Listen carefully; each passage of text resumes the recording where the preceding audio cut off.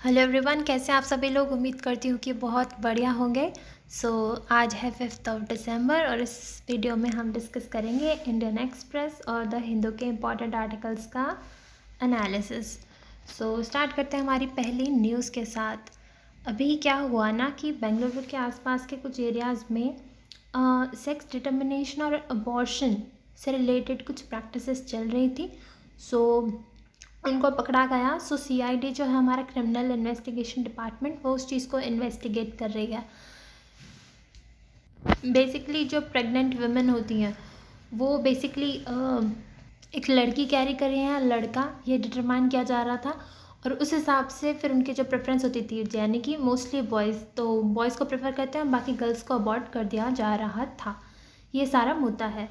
Sex determination and abortion racket busted in, ये कोई area है बेंगलुरु के आसपास में, and criminal investigation department and investigating it.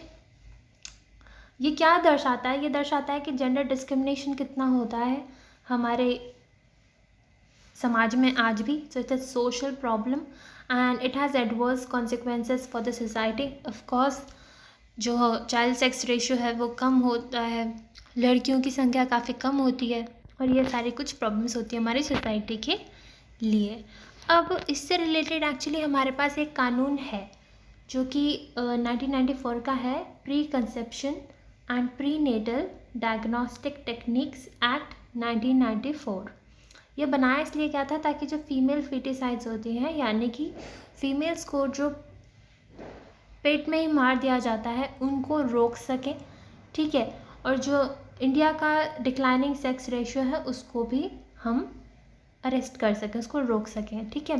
So it banned prenatal sex determination and जो sonography वगैरह होती है, जो भी पर्सन कंडक्ट करता है वो बेसिकली प्रेग्नेंट वुमेन को या उनके रिलेटिव्स को नहीं बता सकता कि मेल है या फीमेल है।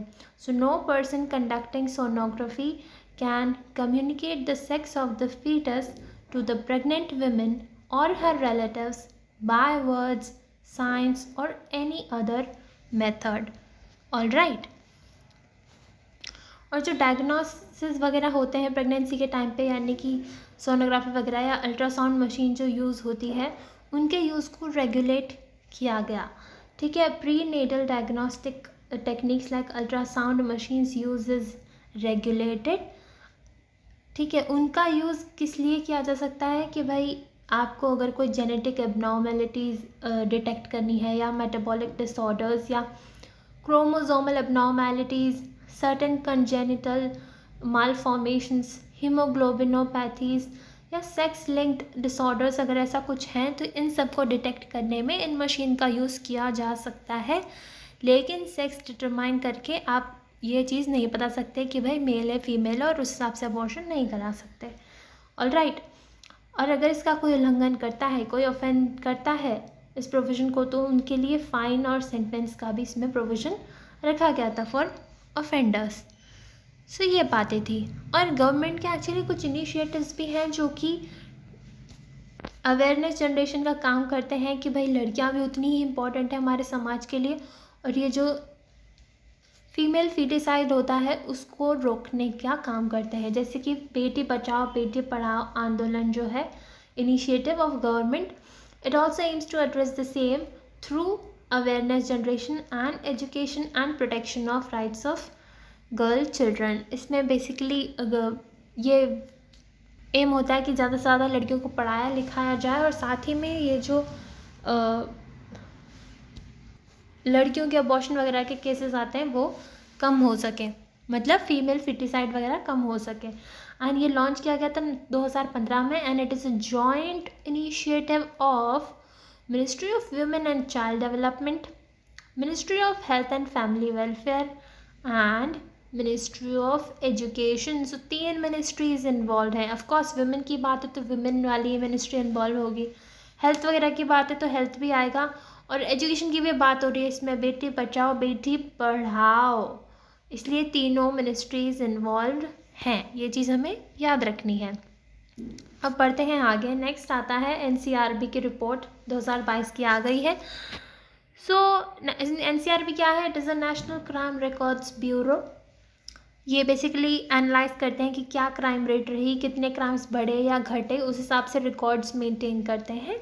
सो इनकी annual report I on crime in India for the year 2022। It is a compilation of crime statistics from across the country and NCRB आता किसके अंदर है, तो वो आता है मिनिस्ट्री ऑफ होम अफेयर्स के अंदर। ये बात भी हमें याद रखनी है। इसके बाद इन्होंने क्या बताया इस रिपोर्ट में, इन्होंने बताया कि रजिस्टर जो हुए थे केसेस वगैरह, उसमें जो पैंडमिक ईयर था 2000 पैंडमिक ईयर जो था 2021, उसमें डिक्लाइन हुआ था 4.5% का। और क्राइम रजिस्टर्ड अगेंस्ट वुमेन के अगेंस्ट जितने क्राइम रजिस्टर हुए वो इंक्रीज हुए 4%। एंड वुमेन के अगेंस्ट जो क्राइम होते हैं अंडर इंडियन पीनल कोड के जो सेक्शंस हैं, आईपीसी के सेक्शंस, उसमें लार्जर शेयर जो है वो रजिस्टर किया गया था अंडर क्रूएल्टी बाय हस्बैंड और रिलेटिव्स के कैटेगरी में। ठीक है। इसके बाद जो साइबर क्राइम्स होते हैं वो भी इंक्रीज़ हुए बाय 24.4%। एंड उसमें से मैक्सिमम फ्रॉड वाले थे, उसके बाद एक्सटॉर्शन वाले, उसके बाद सेक्सुअल एक्सप्लॉयटेशन वाले। सुसाइड्स में भी इंक्रीज रिपोर्ट की गई बाय 4.2%। एंड चार्ज शीट की बात करें तो highest charge sheeting rate Kerala में है। सो ये सारे कुछ डेटा निकल के आता है हमारे क्राइम से रिलेटेड। एंड अब एनसीआरबी की अगर हम थोड़ा बहुत जाने तो ये इस्टेब्लिश किया गया था 1986 में। और इनका काम क्या है, to compile and keep records of data on crime से रिलेटेड तो डेटा मेंटेन करते हैं ही, उसके अलावा जो फिंगरप्रिंट वगैरह के रिकॉर्ड्स होते हैं उनको भी ये रिकॉर्ड करते हैं ताकि इन्वेस्टिगेटिंग एजेंसीज़ को कभी ज़रूरत पड़े तो ये डेटा अवेलेबल किया जा सके। ऑलराइट, ये सारी बातें थी इसमें।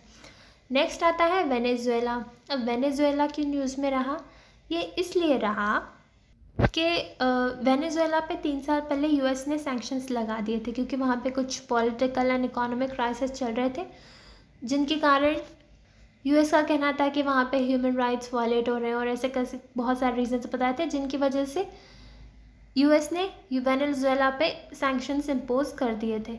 उसके बाद इंडिया वहाँ से ऑयल इंपोर्ट नहीं कर पा रहा था, लेकिन अब वापस ने यूएस ने सैंक्शंस हटा लिए हैं और अब हमारा वापस से वेनेजुएला से जो ऑयल है वापस हम उसका इंपोर्ट रिज्यूम करने वाले हैं। So India to resume import of oil from Venezuela after 3 years as US sanctions on ease. India ने लास्ट इंपोर्ट किया था 2020 में वेनेजुएला क्रूड ऑयल।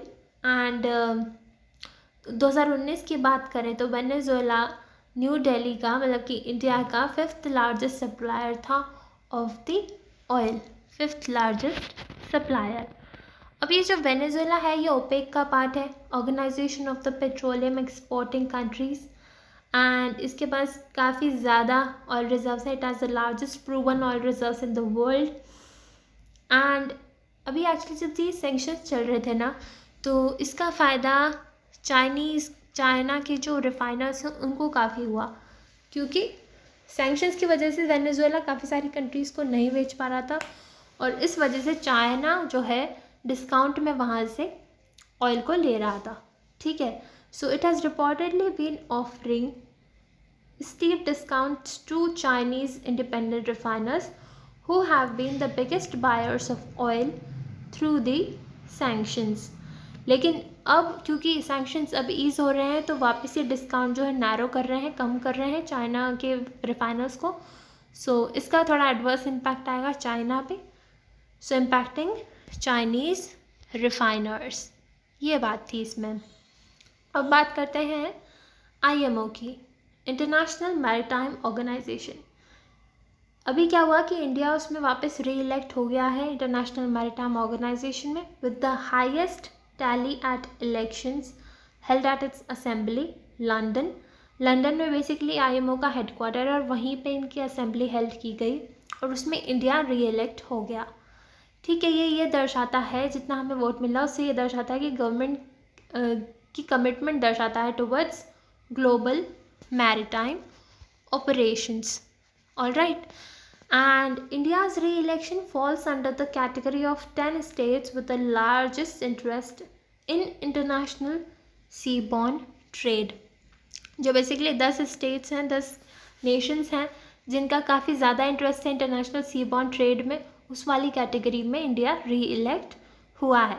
अब IMO है क्या, तो नाम से ही समझ में आ रहा है, इंटरनेशनल मैरीटाइम ऑर्गेनाइजेशन, कुछ ना कुछ मैरीटाइम सेक्टर से रिलेटेड है, उसको ओवरसी करने के लिए ये प्रीमियर बॉडी है. एंड मैरीटाइम की बात करें तो जैसे ओशंस वगैरह की बात होती है तो वहाँ पे हमारा इंटरनेशनल ट्रेड होता है, ट्रांसपोर्ट होता है. सो वो सारी एक्टिविटीज़ कहीं ना कहीं इनके लिए फिर इम्पॉर्टेंट हो जाती है, international trade, transport, all maritime activities. और इसका हमने अभी बताया ही मैंने कि इसका हेडक्वार्टर्स आता है लंदन में. सो ये बातें हमें याद रखनी है, ठीक है. और इसी के साथ होता है आज का सेशन ख़त्म. I hope it helps you. Thank you so much. Have a nice day.